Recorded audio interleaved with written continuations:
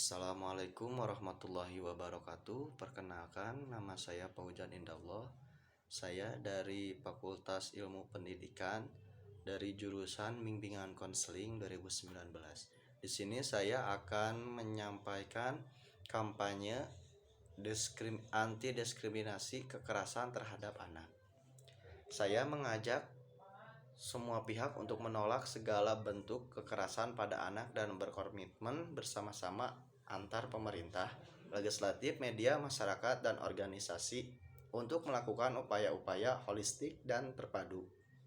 Dari tahapan pencegahan, perlindungan, promosi, penegakan hukum, dan rehabilitasi, serta reintegrasi korban perdagangan orang.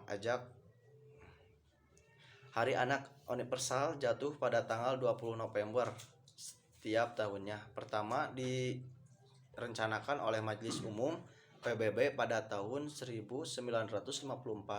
Perjalanan panjang komitmen bersama negara-negara di dunia dalam hal pemenuhan hak-hak dan perlindungan terhadap anak dimulai pada tahun 1959 tanggal 20 November.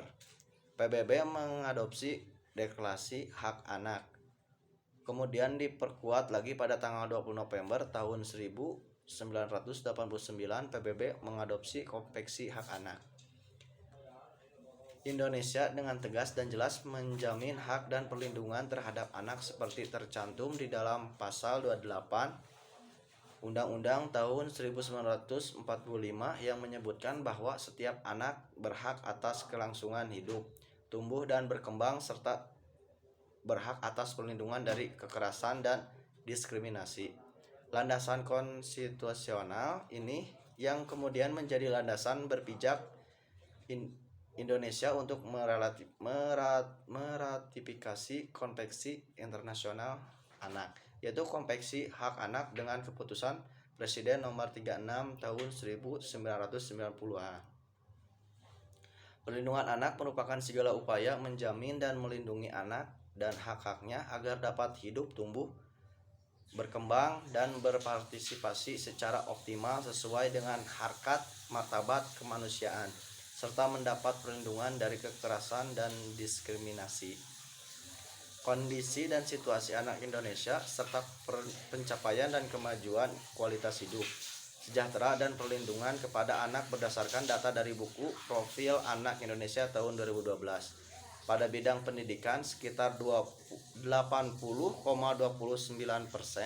anak usia 5-17 tahun berstatus masih sekolah.